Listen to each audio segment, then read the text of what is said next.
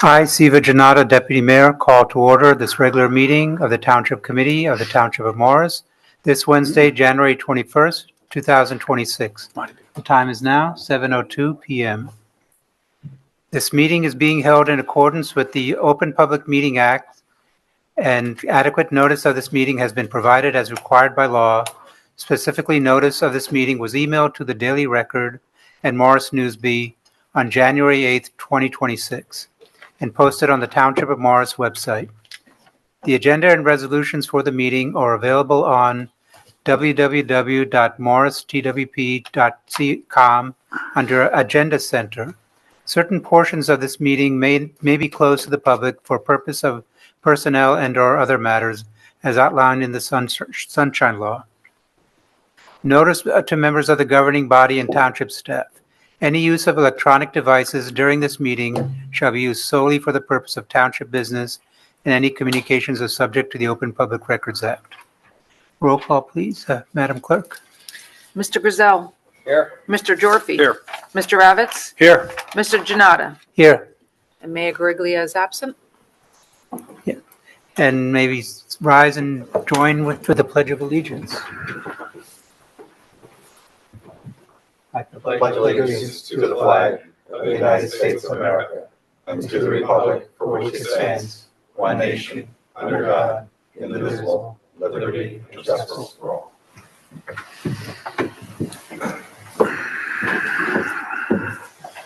Okay. Now we have one proclamation on our agenda this evening, honoring the legacy of Dr. Martin Luther King Jr. And I'll forego reading it because we're going to talk more about it during our about Dr. King and his legacy during our commentary, township commentary. Okay. Now there are currently 6 members of the public here, and via Zoom there's 4, and at this time, we will open the meeting to public comment. We will first take comments from the in-person attendees and then switch to Zoom. Please use, for those who are attending Zoom, please use the raise hand feature if you would like to speak.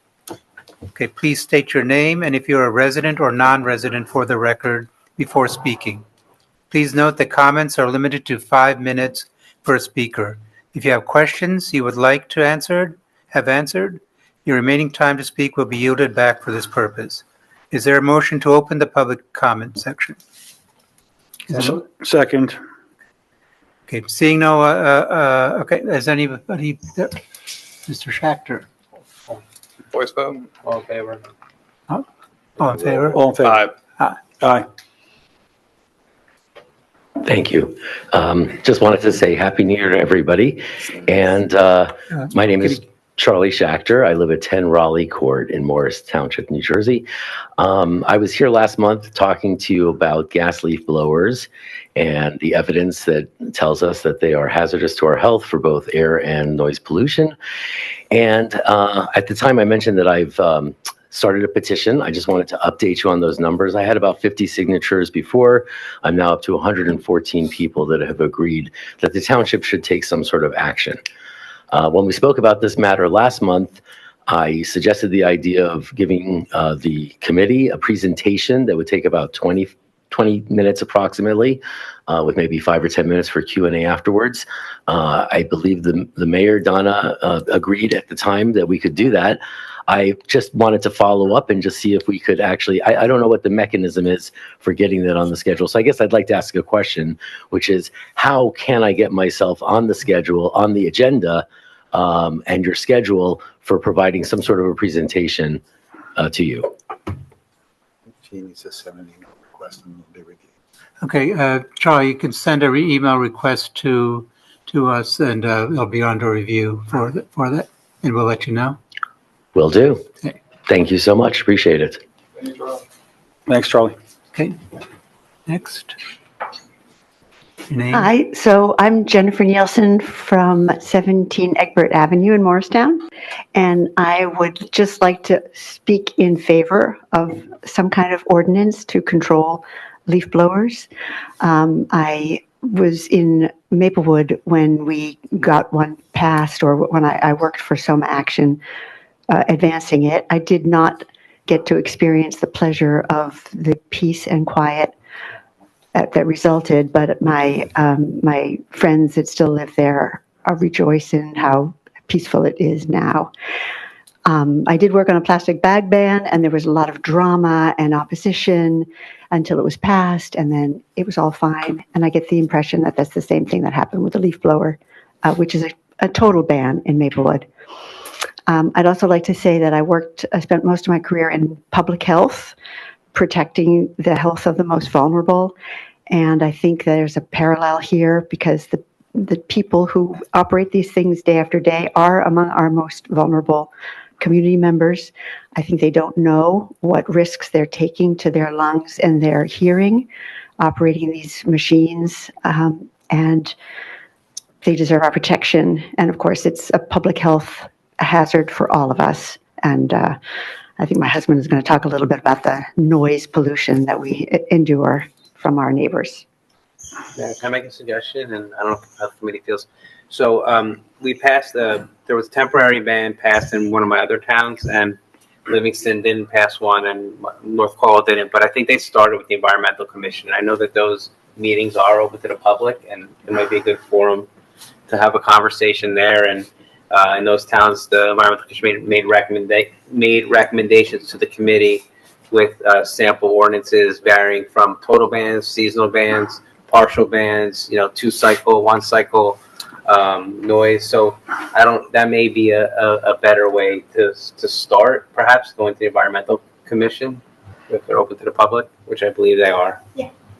Second Wednesday of the month. Sorry, I'm sorry, Second second Thursday Wednesday. of the month. I think that that's a smart approach. This way, the Environmental Commission can thoroughly look at all aspects of an ordinance and how it can possibly be written and enforced. Because I think one of the biggest things that we up here are going to be concerned with is how do you enforce it in a town like ours, and how do you phase it in? So I would look at the Environmental Commission to come up with those answers to do that. Is that really what they're tasked for, the EC? Well, they can certainly look at it. They can certainly, as an advisory board, propose. Right, so if I may, as a member ordinances. of the Environmental Commission,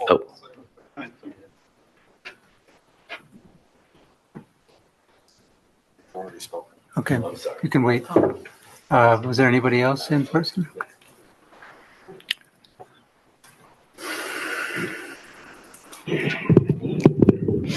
It's always a pleasure to follow my wife. She leads out in all of these things, but I have to say that I just want to give a personal. Need your name, sir. Pardon me? Your name, Oh, I'm name sorry. and My name address. is Dean Nielsen. I live on 17 Egbert Avenue. Just a personal view. We live in a place on a hill with 3 of our neighbors on the 3 sides using gas blowers, and one of them has a very big yard, and they have 3 blowers coming at the same time. The thing about them is that they work out of their homes, and their child goes to school all day. But my wife and I and her parents are in the house all day long, and we hear this, and they don't. They don't know what kind of racket they're making. And for us, it's really deafening. And I do see them out there without ear protection, so they're also hurting themselves. Thanks. My internet connection is out. Oh, great. Oh. Right. Hold on. Anybody online? Can't tell. I can't get on the internet. No hands raised. Okay. Okay. Right, thanks. Deputy Mayor? What? Deputy Mayor? Yes. May I ask a Turn your mic on. All right, I have a question for the attorney. So we have a noise ordinance in town, and from your experience, or maybe Tim, do leaf blowers ever exceed the standard noise decibel level? Do we know that? Not that I'm aware of, it's pretty high. I think it's 85 decibels during the daytime and 65 during the night. But It's different during day and night? There are different levels during day and night for that, and they have to be done by the noise control officer for the readings on that, which is our health officer. Oh, we have one. Yes, we do. Okay, all right, thank you. Our internet is out. Motion to close the public. Okay. All right, seeing that no other members of the public are here or on Zoom, will someone make a motion to close public comment? So moved. Second? All in favor? Aye. Okay. Now we have 3 ordinances for introduction on tonight's agenda. Madam Clerk, please read the title of Ordinance 01-26 into the record. Ordinance 01-26, an ordinance of the Township of Morris, authorizing the execution of the amended Historic Preservation Easement Agreement between the Township of Morris, the Town of Morristown, and the Morris County Board of County Commissioners. Note, amends the Historic Preservation Easement for the Morristown and the Morris Township Library. Okay, may I have a motion to introduce Ordinance 01-26? So moved. Second. Okay, is there any discussion or questions on the TC? Madam Clerk, may I have a roll call vote? Mr. Dorfy? Yes. Mr. Ravitz? Yes. Mr. Griselle? Yes. Mr. Janata? Yes. Absent. Could the public hearing and final consideration and adoption of ordinance number 01-26 will be held at the next regular Township Committee meeting on Wednesday, February 18th, 2026 at 7:00 p.m. in the municipal building here at 50 Woodland Avenue. Madam Clerk, please read the title of ordinance 02-26 into the record. 02-26, an ordinance of the Township of Morris authorizing the execution of a lease agreement between the Township of Morris and the Morristown Wildcats Football Club. Note, authorizes a lease of the field house at Cornine Field to the Morristown Wildcats Football Club. May I have a motion to introduce ordinance number 02-26? So moved. Second. Okay, is there any discussion or questions? Yes, so is this a full-time lease, part-time lease? Are they going to be in charge of renovations, repairs, maintenance? It's a full-time lease. It's a year-round lease that they get for this. It's a 5-year lease. They've had previous leases. As you may recall, we did have an issue where they did improvements without authorization that did not meet subcode. They had to remove all those. This will also enhance us that they have to go to the township as owners of the property before they do anything, and we'll be doing annual inspections to make sure that it's properly kept. Mm-hmm. And what are the lease payments outlined in the ordinance? I didn't see. It's $1, sir. It's just $1? Correct. Okay, and does anybody else have access to that facility? It's going to be all theirs? It's just theirs, but we do have a food concession there that we could use if we wanted to. Okay. Okay. All right. Okay, Madam Clerk, may I have a roll call vote? Mr. Dorfy? Yes. Mr. Ravitz? Yes. Mr. Griselle? Yes. Mr. Janata? Yes. The public hearing and final consideration adoption of ordinance number 02-26 will be held at the next regular Township Committee meeting on Wednesday, February 18th, 2026 at 7 p.m. in the municipal building here at 50 Woodland. Oops. Madam Clerk, please read the title of our last ordinance, number 03-26, into the record. 03-26, an ordinance amending Chapter 367 entitled Parks, Playgrounds, and Public Places, Section 5 and 6. Note, amends park use fees, permits, and insurance requirements. Okay. May I have a motion to introduce ordinance number 03-26? So moved. Second. Okay, is there any discussion from the Township Committee? Okay, Madam Clerk, may I have a roll call vote? Mr. Griselle? Yes. Mr. Ravitz? Yes. Mr. Dorfy? Yes. Mr. Janata? Yes. The public hearing and final consideration and adoption of ordinance number 03-26 will be held at the next regular Township Committee meeting on Wednesday, February 18th, 2026 at 7 p.m. in the municipal building, 50 Woodland Avenue. Now we have 33 resolutions on tonight's agenda. 34. Now it's going to 34 resolutions. Please note that committee person Mark Jorfy will be recusing himself from Resolution 48-26 due to his personal involvement in the matter addressed by the resolution. Do we want to Yes, Mayor, introduce? there's also an additional resolution which will be voted on separately after we approve the consent agenda. Okay. Right.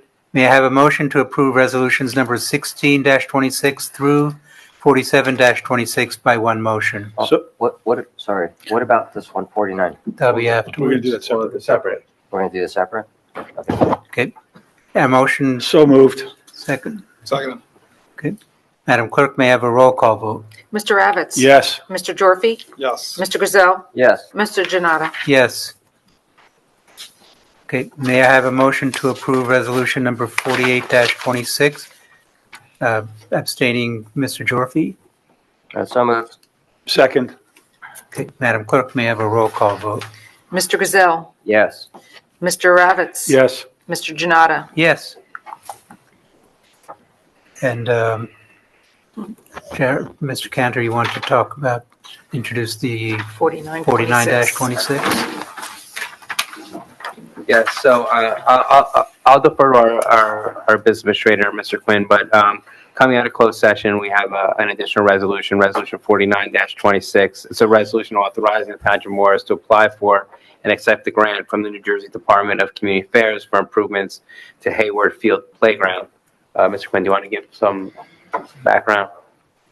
Yes, sir. This is a grant opportunity for the township under the local recreation improvement grant from DCA. We've applied for these grants in the past and been successful in doing that in renovating our parks facilities. This will address a new facilities, playground equipment for the playground, which is called Hayward Field, which is behind the Hillside Fire Company. The application is due on February 13th, thus necessitating the resolution to be added to tonight's agenda so it can be concluded with the application for the grant. Okay. So do we have a motion to approve this grant, this resolution? Yeah, Second. first, second. Okay. Madam Clerk, may I have a roll call vote? Mr. Jorfy? Yes. Mr. Gazelle? Yes. Mr. Janata? Yes. And Mr. Ravitz? Yes. Okay, we have 9 items on the consent calendar this evening. May I have a motion to approve the consent calendar by one motion? So moved. Second. All in favor? Aye. Aye. Okay, the following reports are on record with the Township Clerk and Township Administrator, the Joint Municipal Court and Fire of November 2025, the Tax Collector and Fire at December 2025. May I have a motion to approve the monthly reports? So moved. Second. All in favor? Aye. Aye. Aye. The total amount of bills and vouchers for this meeting is $10,267,176.75. We are also the tax collector for the school district, the library, and the county. May I have a motion to approve the list of bills and vouchers? So moved. Second. Madam Clerk, may I have a roll call vote? Mr. Jorfy? Yes. Mr. Gazelle? Yes. Mr. Janata? Yes. Mr. Ravitz? Yes. We'll now hear standing committee reports and general commentary from each member of the Township Committee. Mr. Jorfy. Thank you, Deputy Mayor Janata. I'll just keep it brief. I serve as chair of the Budget Committee this year, and this is budget season. So the committee, along with all the standing committee chairs and vice chairs, will be going through the proposed budgets with all the department heads across the town government, and then putting together recommendations for the Township Committee's Budget Committee later on in the cycle. As I mentioned during our reorganization meeting a few weeks ago, we've gone through several difficult budget years in the past 5 or so years, and this year is no exception. Again, our employees for about the 3rd or 4th year in a row are seeing huge spikes in their health insurance premiums and prescription drug premiums. of over 15% year over year. This continues to compound. The state health benefit plan is in a downward spiral, and the governor's administration is going to have to do something about it to make sure that our local employees, not just in Morris Township, but across the state, have the health benefits that they deserve. So we will power through that as we have in years past. We are very fortunate to have the guidance of Administrator Tim Quinn and our CFO, Sean Ferguson, to make sure we are doing everything we can, not only to stand by our employees and give them the benefits that they deserve, but also that we'll continue to make the investments we need to make in Morris Township, not only for the residents that live here now, but who will be living here in the future. So these meetings will continue to be ongoing, and we'll have another report at next month's meeting. Thank you, Deputy Mayor. Thank you. Mr. Ravitz. Thank you, Deputy Mayor. Good evening, everybody. It's nice to see faces out on such a cold night. And thank you for braving the temperatures. One of the things I did this past week, I don't have any committee reports, was I was asked to represent Morris Township at a rally in Morristown, kind of a impromptu rally called Motown Demands Accountability. And if you're not aware, I'll just very briefly, there was an ICE stopping incident on Speedwell Avenue in Morristown that did affect one of our students. He was subsequently let go, which was a very good thing. But a lot of people feel that ICE is exceeding authority. So I was asked to speak, and I did. And I want to read what I wrote, what I said at that meeting, so it goes into the record. So if you indulge me, it'll be about 3 or so minutes. I stand here today because, like many Americans, I no longer recognize the country I thought I knew. This isn't about party labels or election cycles. It's about something deeper: the character of our democracy and the way power is exercised in our name. Increasingly, the current federal administration is not behaving like a government accountable to the people, but like a regime that demands obedience. It got a little wet, so it's a little noisy. For many in our communities, federal law enforcement has come to feel less like law enforcement and more like a personal police force. When people describe ICE as America's Gestapo, what they are expressing is fear. Fear of masked agents, fear of unmarked vehicles, fear of detention in inhumane conditions without clear explanation, and fear that basic rights and due process no longer apply. We are witnessing a troubling pattern of lawlessness by federal agents: arrests without warrants, use of force without accountability, and conduct that would never be tolerated from local or state authorities. Even more alarming, the Department of Justice has moved to block state and local investigations into crimes allegedly committed by immigration officers. We sense that any crimes that might be committed come with an immunity from prosecution. We are told not to believe what we see with our own eyes, to dismiss credible reporting and firsthand accounts, and instead blame innocent people for the brutality that's inflicted upon them. That is not how a constitutional democracy operates. That's how regimes operate. Adding to this concern is the clear lack of transparency around screening, training, and oversight of federal agents. Law enforcement authority carries enormous responsibility. When individuals are granted that authority without rigorous training, clear standards, and meaningful accountability, everybody is put at risk, including our rule of law. In 2025, I wrote a proclamation that the Township Committee unanimously adopted, affirming that Morris Township is a fair and welcoming community. We celebrate cultural diversity, and we recognize that our strength comes from it. We affirm that all residents have an equal voice on advisory boards, in public commentary, and in civic life. Most importantly, we commit to including all residents in the conversation, not silencing them through fear. That proclamation isn't merely symbolic. It's a statement of values. It says that dignity matters, that participation matters, and that democracy begins at the local level. And I'll close with this. If you know somebody who's scared or anxious or feeling isolated, help them in whatever way you can. Check in, offer support, stand with them. We're all in this together. Help to build the country you want for your children and your grandchildren. Democracies survive because people stay engaged and informed. Rededicate yourselves to doing what you can with what you have, where you are, for as long as you can, because it can and will make a difference.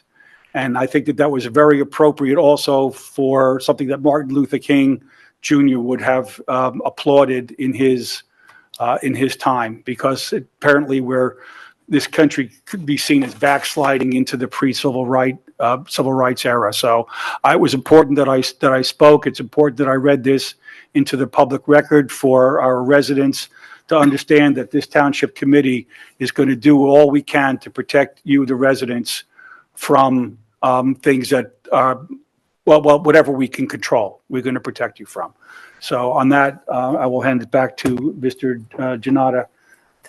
Thank you, Mr. Ravitz, and I really appreciate you speaking in the snow. I could not make it personally, but I really do appreciate your words, and even with your wet paper. Mr. Grizzle, any comments? Yes. Yes, thank you, Mr. Ravitz, for those words. We are living in a very scary world where ICE is constantly overstepping their bounds. I have given the beginning of the year very few remarks. I was honored to attend the Martin Luther King celebration this past Monday, another great turnout and very inspiring as always. And just want to remind everybody, this is our last meeting before the February 5th special election. So make sure everybody in the room gets out and votes. Everybody who's watching online gets out and votes on a Thursday. And let's hope there's no snow. And I'll send it back to you, Deputy Mayor. Thank you. And Mayor Mary Griglia could not make it. She's literally on the other side of the globe, but may she be safe on her journey back in a couple of weeks. And as far as my comments, this past week has been very eventful in many ways. This Monday was the official commemoration of Dr. Martin Luther King's birthday. As Committeeman Grizel mentioned, he and I were among the dignitaries who attended the MLK breakfast held at the Morristown Hyatt Hotel. And that afternoon was the service held at the Presbyterian Church on the Green. And yesterday, Committeeman Jorfy and I were among the dignitaries who witnessed the inauguration of our new governor, Mikey Sherrill, at the New Jersey Performing Arts Center in NJPAC in Newark. Both events were both moving and inspiring. And as I mentioned at the reorg meeting, I stated that we do not live in a vacuum. Then the following Sunday, last week, members of ICE detained 11 people in Morristown. They were also present in other parts of the county and in New Jersey. One of the detainees was a senior high school honor student from our local high school. He was later released, but he shouldn't have been picked up in the first place. But what this showed us is that our community can be directly touched by the federal government. However disturbing these events have been for many in our community, this is being answered by many others who have marched and speak out, thus showing those who are most vulnerable that they are not alone. On MLK Day, that after the service, a march was held beginning from the Presbyterian Church, marching down Speedwell Avenue to St. Margaret's Church, and ending at the laundromat where many of the Sunday's actions took place. The march was led by local clergy from the Morris County area and numbered at least a couple of hundred people walking in sub-freezing temperatures. This shows how dedicated these people are. We live in a time where many of us are wary of what comes next, but listening to Governor Sherrill's inaugural address, I was grateful that she mentioned the Declaration of Independence, in particular those parts about grievances against King George III, which many of us overlook, and how pertinent those words are for our own times. And here we are commemorating the 250th anniversary of our nation's birth. Yet many feel alienated from these times and find it difficult to see anything inspirational or celebratory. But one of the reasons why I speak on history is to look for inspiring stories without whitewashing anything. In fact, it's more inspirational to tell the full story from all sides, because everyone must feel that they are a part of the story. So I will end with the noble train of artillery. This was the term that Henry Knox used when he told General George Washington that he would bring the cannon located at Fort Ticonderoga and bring them to Boston to help defeat the British who were bottled in the city. Ticonderoga was captured by Ethan Allen back in May 1775, and it had a large number of artillery, cannon, howitzers, and mortars, but were not being able to use at this time at all, until the 25-year-old Colonel Henry Knox suggested to Washington that he would go to Ticonderoga, retrieve the 60 pieces of artillery by calling it a noble train of artillery. Knox was a Boston bookseller who read widely on military matters, including the use of artillery. He used this knowledge as a militia officer to great effect. The fort, though, is located 220 miles from Boston. He left Boston on November 16, 1775, arriving there on December 5th. He built ox and cart sleds and loaded 59 pieces, leaving on December 17th. He crossed the frozen Hudson River and went across the heavy snows of the Berkshire Mountains in Massachusetts, arriving in Cambridge on January 25th, 1776. Washington then placed the artillery surrounding Boston at Dorchester Heights. The British woke up one day and saw this array of cannon and decided to vacate the city. This was the first major victory for the Continental Army in the war. I spoke about Henry Knox at the dedication of the Liberty Tree at Burnham Park because he stayed there on what is now Knox Hill, and his artillery were at what is now Burnham Park. Henry Knox later became the general of artillery throughout the war. And when the first administration came, he was the first secretary of the original and only Department of War. As part of his legacy, the city of Knoxville in Tennessee and Fort Knox in Kentucky were just a couple of places named after him. So for a bookstore owner, Henry Knox went quite far in his life and served this new nation well. Thank you. And now open to the comment. There's currently, again, 6 people here and Zoom,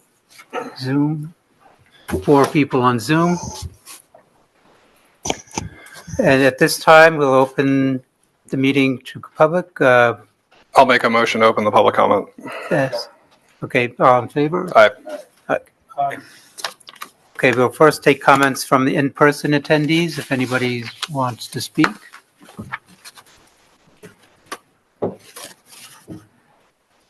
Hi, Charlie Schachter, 10 Raleigh Court. So I just because I'm doing research right now on this presentation that I hope to give you, I've done some research into the noise ordinance. So I just want to clarify something. I thought that what I'm reading here is that impulsive sound shall not equal or exceed 80 decibels, not 85. So I just want to confirm, is 80 the case? I'm going off memory. I'll check it in the morning. Okay, yeah, so I believe it's 80, and so many gas leaf blowers, especially landscape or commercial variety. Look farther down. There may be an exemption for that. I'm seeing for dump trucks, rollers, things like that, perhaps. I'll look further, but I was just going to say that many commercial landscaping gas leaf blowers exceed 90 to 100 decibels. So they do exceed, I think, currently the township's ordinance. Again, that's part of the research that I've been doing for my presentation and some of the facts that I wanted to present to you. So I'm hoping that, again, I get that opportunity.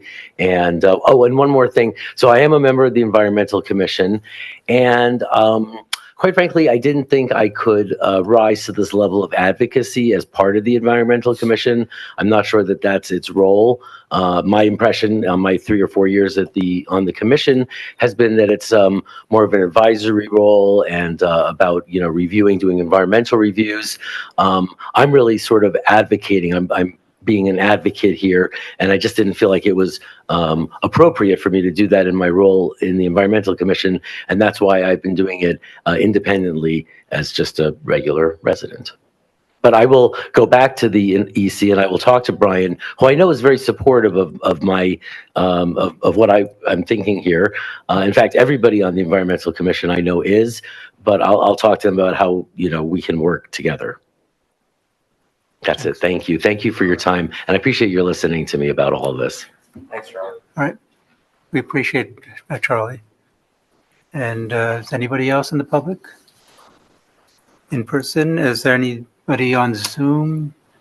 Okay. Seeing no one, is there a motion to close the public? So moved. Second. All in favor? Aye. Okay. Now the time is 7:37. May I have a motion to adjourn the regular session? So moved. Second. All in favor? Aye. All right. Okay, the next regular Township Committee meeting is Wednesday, February 18th, 2026 at 7 p.m. For the regular meeting, 5 p.m. closed in the municipal building here, 50 Woodland Avenue. Thank you.